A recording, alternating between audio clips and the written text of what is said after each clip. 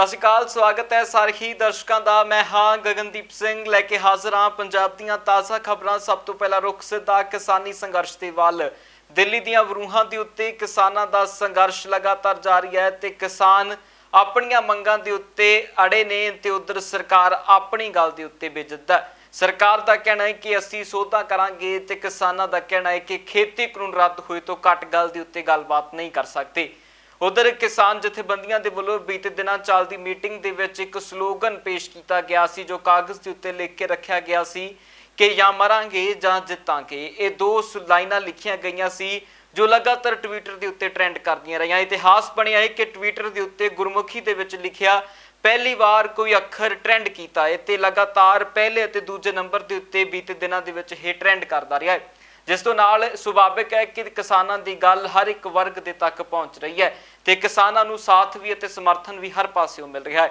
उधर किसानां दी अगली रणनीति तैयार हो रही है। किसान 15 जनवरी की बैठक नूं लैके गलबात कर रहे हैं कि उस बैठक दे विच जाना है जां नहीं जाना, जेकर जाना है तो किस प्रक्रिया दे नाल जाना है ते जेकर नहीं जाना तो सरकार नूं किस तरीके दे नाल इस मीटिंग दे विच ना आउण दी गल जिहड़ी किसानां दे वल्लों कीती जानी है। उधर किसान जथेबंदियां दे पहला पंजाब आगूआं की बैठक होनी है, उस तो बाद जो संयुक्त किसान मोर्चा है पूरे भारत दीआं 200 तो वध किसान जथेबंदियां दा एक वड्डा समूह है, वो समूह बैठक करेगा। उस तो बाद प्रेस कॉन्फ्रेंसां दा दौर चलेगा ते जिस तो बाद अगली रणनीति किसान जिहड़ी आम लोकां तक ते पत्रकारां दे माध्यम दे नाल सब तक पहुंचाउण दी कोशिश करनगे।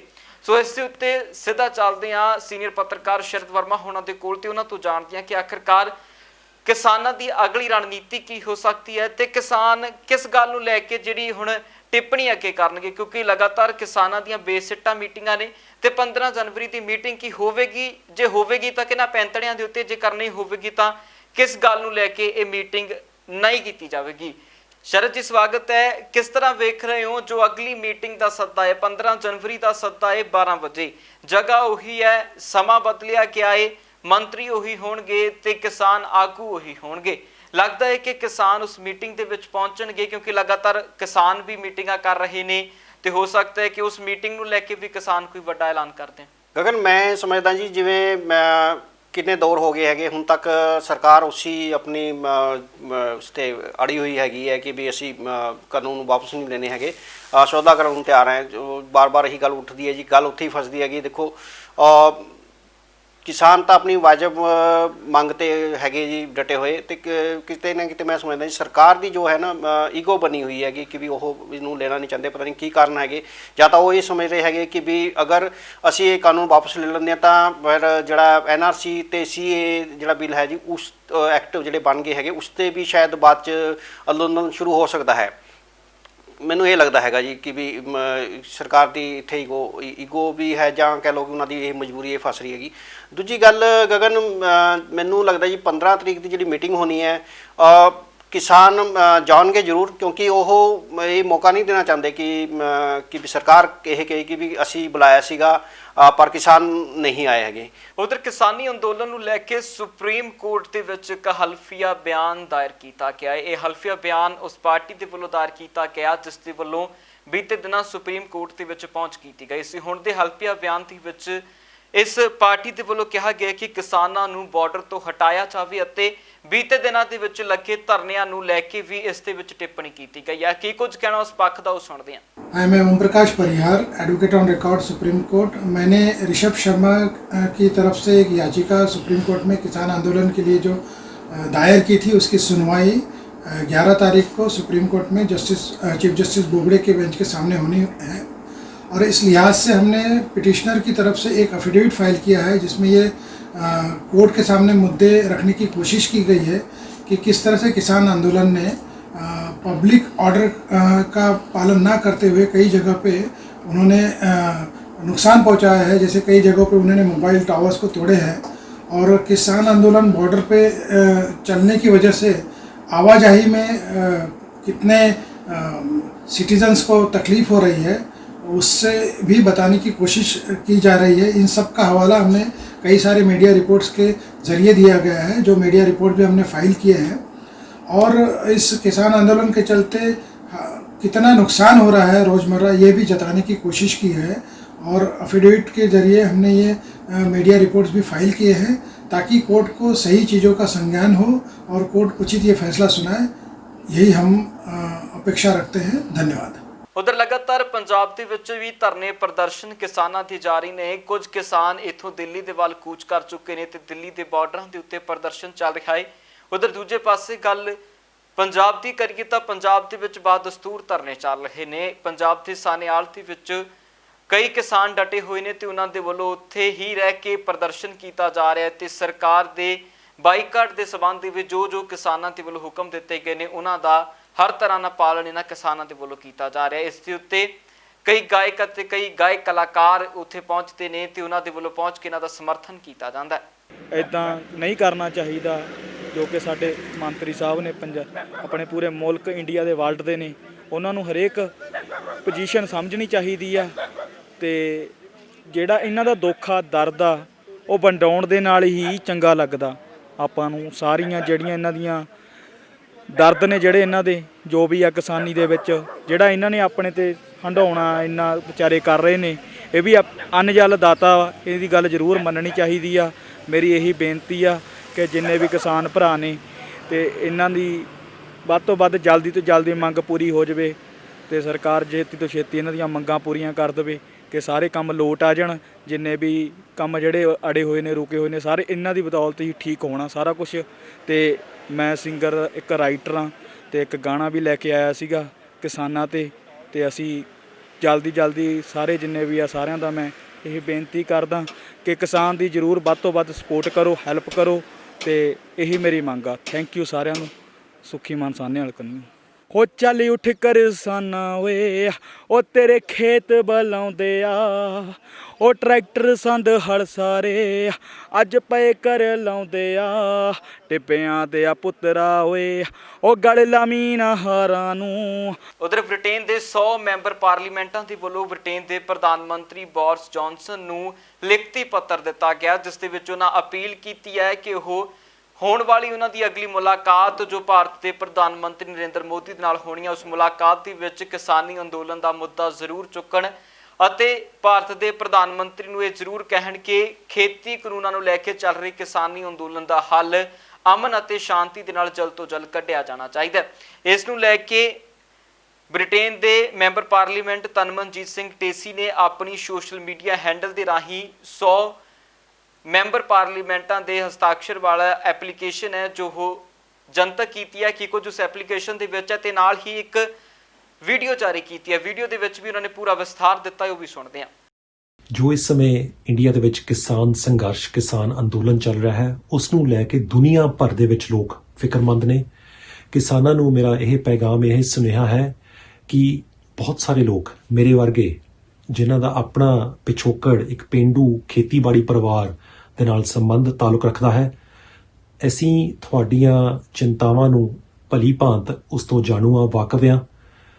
ਤਦੀ ਮੈਨੂੰ ਇਹ ਬੇਹੱਦ ਖੁਸ਼ੀ ਹੋ ਰਹੀ ਹੈ ਤੁਹਾਨੂੰ ਇਹ ਦੱਸਣ ਦੇ ਵਿੱਚ ਕਿ 100 ਤੋਂ ਵੱਧ ਯੂਕੇ ਦੇ ਐਮਪੀਜ਼ ਨੇ ਇੱਕ ਚਿੱਠੀ ਤੇ ਦਸਤਖਤ ਕੀਤਾ ਹੈ ਜੋ ਕਿ ਯੂਕੇ ਦੇ ਪ੍ਰਧਾਨ ਮੰਤਰੀ ਬੋਰਿਸ ਜੌਨਸਨ ਨੂੰ ਪੇਸ਼ ਕੀਤੀ ਜਾਵੇਗੀ। ਪਿਛਲੇ ਮਹੀਨੇ ਨਾਚੀਜ਼ ਨੇ ਉਹਨਾਂ ਨੂੰ ਪਾਰਲੀਮੈਂਟ ਦੇ ਵਿੱਚ ਇੱਕ ਸਵਾਲ ਪੁੱਛਿਆ ਸੀਗਾ ਇਸ ਮਸਲੇ ਦੇ ਬਾਰੇ, ਪਰ ਅਫਸੋਸ ਕਿ ਮੈਨੂੰ ਲੱਗਦਾ ਹੈ ਕਿ ਉਹਨਾਂ ਨੂੰ ਪੂਰੀ ਤਰ੍ਹਾਂ ਸਮਝ ਨਹੀਂ ਉਸ ਸਵਾਲ ਦੀ ਆਈ। ਸੋ ਅਸੀਂ ਇਸ ਦੇ ਵਿੱਚ ਸਪਸ਼ਟੀਕਰਨ ਮੰਗਿਆ ਹੈ ਕਿ ਉਹਨਾਂ ਨੂੰ ਕਿਸ ਹੱਦ ਤੱਕ ਇਸ ਮਸਲੇ ਦੇ ਬਾਰੇ ਜਾਣਕਾਰੀ ਹੈ।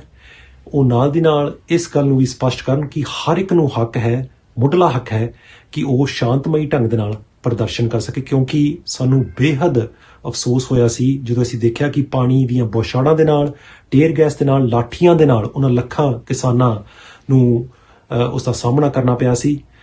ਅਸੀਂ ਇਸ ਦੇ ਨਾਲ ਪ੍ਰਧਾਨ ਮੰਤਰੀ ਸਾਹਿਬ ਨੂੰ ਇਹ ਵੀ ਬੇਨਤੀ ਕੀਤੀ ਹੈ ਕਿ ਉਹ ਇੰਡੀਆ ਦੇ ਪ੍ਰਧਾਨ ਮੰਤਰੀ ਤੱਕ ਸਾਡੀਆਂ ਉਧਰ ਕਿਸਾਨਾਂ ਨੂੰ ਬੀਤੇ ਦਿਨ ਦੀ ਮੀਟਿੰਗ ਦੇ ਵਿੱਚ ਕੇਂਦਰ ਸਰਕਾਰ ਦੇ ਵੱਲੋਂ ਸੁਪਰੀਮ ਕੋਰਟ ਦੇ ਵਿੱਚ ਜਾਣ ਦੀ ਪੇਸ਼ਕਸ਼ ਕੀਤੀ ਗਈ ਸੀ ਜਿਸ ਦੇ ਉੱਤੇ ਕਿਸਾਨਾਂ ਨੇ ਸਹਿਮਤੀ ਨਹੀਂ ਜਤਾਈ, ਪਰ ਹੁਣ ਇਸ ਦੇ ਉੱਤੇ ਸਿਆਸਤ ਗਰਮਾਈ ਹੈ। ਵੱਖ-ਵੱਖ ਸਿਆਸੀ ਪਾਰਟੀਆਂ ਦੇ ਵੱਲੋਂ ਕੇਂਦਰ ਦੀ ਇਸ ਟਿੱਪਣੀ ਦੇ ਉੱਤੇ ਹੁਣ ਬਿਆਨ ਦਾਗੇ ਜਾ ਰਹੇ ਨੇ। ਆਮ ਆਦਮੀ ਪਾਰਟੀ ਦੇ ਦਿੱਲੀ ਤੋਂ ਵਿਧਾਇਕ ਅਤੇ ਪੰਜਾਬ ਮਾਮਲਿਆਂ ਦੇ को कन्वीनर लगाए गए राघव चड्डा के वलों प्रैस कॉन्फ्रेंस की गई है। राघव चड्डा ने ਕਿਹਾ ਹੈ ਕਿ ਕੇਂਦਰ ਸਰਕਾਰ ਲਗਾਤਾਰ ਕਿਸਾਨਾਂ ਨੂੰ ਉਲਝਾਉਣ ਦੀ ਕੋਸ਼ਿਸ਼ ਦੇ ਵਿੱਚ ਆ। ਹੋਰ ਕੀ ਕੁਝ ਕਹਿ ਰਹੇ ਨੇ ਰਾਘਵ ਚੱਡਾ, ਸੁਣਦੇ ਹਾਂ। आज पंजाब का किसान, बड़े बुजुर्ग, हमारे नौजवान, हमारी माताएं, हमारी बहनें इस खुले आसमान में सिंगू बॉर्डर, टीकरी बॉर्डर, गाजीपुर, दिल्ली की दहलीज पर बैठे हैं। लेकिन कैप्टन साहब अमित शाह से मिलते हैं लेकिन 3 काले कानून खारिज करने की बात नहीं करते हैं। ये खुद उन्होंने कहा, मैंने नहीं कहा। 7वां पॉइंट, ये सारी वार्ता, सारी बैठक जो केंद्र सरकार लगातार फेल कर रही है। केंद्र सरकार देश के किसान को कहती है कि हम ये 3 काले कानून खारिज नहीं करेंगे। अगर आपको खारिज कराने हैं तो सुप्रीम कोर्ट चले जाओ, हमसे मत बात करो, आंदोलन मत करो, सुप्रीम कोर्ट चले जाओ। देश का किसान कहता है हम नहीं जाएंगे सुप्रीम कोर्ट। हम क्यों जाएं सुप्रीम कोर्ट? लोकतंत्र है, हम तो आपसे लड़ाई लड़के अपना हक लेंगे। लेकिन केंद्र सरकार कहती है, बीजेपी कहती है कि सुप्रीम कोर्ट जाओ, और बीजेपी के सुप्रीम कोर्ट का बयान देने के कुछ ही दिनों बाद पंजाब के मुख्यमंत्री कैप्टन अमरिंदर भी कहते हैं कि सुप्रीम कोर्ट जाओ, आंदोलन समाप्त करो, सुप्रीम कोर्ट जाओ, मैं भी सुप्रीम कोर्ट जाऊंगा। यानी कि वो चाहते हैं कि आंदोलन खत्म हो जाए। उनका एक ही लक्ष्य है कि ये पूरा आंदोलन समाप्त हो जाए। उधर कांग्रेस के सीनियर आगू श्रीनिवास के वलों भी भाजपा सरकार के उत्ते टिप्पणी की गई है। श्रीनिवास का कहना है कि भाजपा सरकार लोगों की नहीं बल्कि टेलीविजन की सरकार है। होर की कुछ क्या श्रीनिवास ने सुनते हैं। देखिए, ये सरकार हमेशा टेलीविजन सरकार है, कोई विजनरी नहीं है। थोड़ा विजनरी थोड़ा भी होता था, इस देश का अन्नदाता के ऊपर उनका थोड़ा भी ज़र्रा भी उनके दिल में जगह होता था, आज इतने दिन ये लोग बैठते नहीं थे। लगभग 16 घंटे में एक किसान दम छोड़ रहा है, ये देखने को नहीं मिलता था। फिर भी इनका एक मंत्री जाके उनके घर परिवार से मिलना और वहाँ जाके मिलने का कोशिश तक नहीं कर रहा है, शर्म आना चाहिए। देखिए, इन जानबूझ के बार बार तारीख के ऊपर तारीख के देना, ये इन्हीं का जो मेंबर ऑफ पार्लियामेंट, इन्हीं का एक डायलॉग है। तो डेट बार बार देने से कुछ नहीं होगा। ये क्यों इसको ऊपर चर्चा करके जल्दी से जल्दी इस काला कानून को वापस नहीं ले रहे? कि तो इनके पार्टी में बड़े लीडर और 2 लोग हैं, उनके कहने से सारे चीज़ हो रहा है। तो इसीलिए इनका कहीं ना कहीं इस बिल को वापस लेने में, जब वो लोग नहीं बोलेगा तब तक ये लोग कानून वापस नहीं लेंगे। उधर दिल्ली सिख गुरुद्वारा मैनेजमेंट कमेटी के वलों भी अंदोलन के विच बैठे किसानों के लिए मैडिकल कैंप का प्रबंध किया गया है। इस मौके के उत्ते बोलदियां दिल्ली सिख गुरुद्वारा मैनेजमेंट कमेटी के आगू मनजिंदर सिंह सिरसा का कहना सी कि किसानों नूं हर बनदी सहूलत असीं देण दी कोशिश कर रहे हां ते मैडिकल कैंप दे विच हर किसान नूं उस दी सेहत संबंधी किसी भी तरह की मुश्किल का हल कढ़ण की कोशिश की जाती है। जी, ये बिल्कुल ये मैडिकल कैंप जो तुसीं देख रहे जे, इत्थे हर तरह के टैसट करने वास्ते जिहड़े किसान इन्ने दिन तो बैठे आ, उन्होंने हर तरह की मैडिकल फैसिलिटी प्रोवाइड कराई जा सके। उहदे वास्ते दिल्ली सिख गुरुद्वारा मैनेजमेंट कमेटी वालों मैडिकल कैंप लाया गया। इत्थे ECG तो लैके ब्लड टैसट तो लैके ऑक्सीजन तो लैके शुगर तो लैके हर उस चीज़ का इलाज भी किया जा रहा है, तो टैसट भी किया जा रहा है, तो उसकी दवाई भी दी जा रही है। सो परपस ये आ कि किसान जिहड़े इत्थे आए ने कई बार अनगहली कर जाते हैं, मजबूरी है, इत्थे डॉक्टर नहीं है, टैसट कराउण की मजबूरी हो जाती है। सो उन्हों का हैल्थ भी जी वो प्रॉपर रहे, उन्होंने हेल्थ के टैसट हो जाए और उन्होंने दवाइयां की लोड़ दवाइयां मुहैया की जान, वो वास्ते अज दिल्ली सिख गुरुद्वारा मैनेजमेंट कमेटी ने उपराला शुरू किया।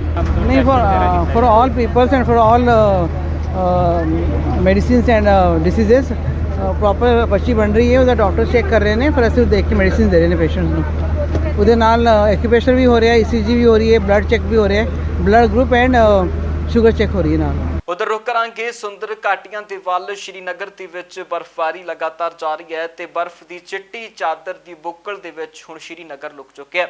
उधर श्रीनगर दे विच सैलानियों की आमद भी बहुत वध चुकी है ते कई इलाकों दे विच बर्फबारी होने के चलदियां रोड बंद हो चुके हैं, जिस दे नाल कई इलाकों तो श्रीनगर का भी संबंध जिहड़ा टुटदा जा रहा है। पर लगातार सरकारां दी वल्लों ते प्रशासन दे वल्लों मिल के रस्ते खुलवाए जा रहे हैं ते सैलानियों की आमद नूं मुख रखदियां कोविड के हर एक नियम का भी पालन करवाउण की गल जिहड़ी उत्थों के प्रशासन के वल्लों की जा रही है।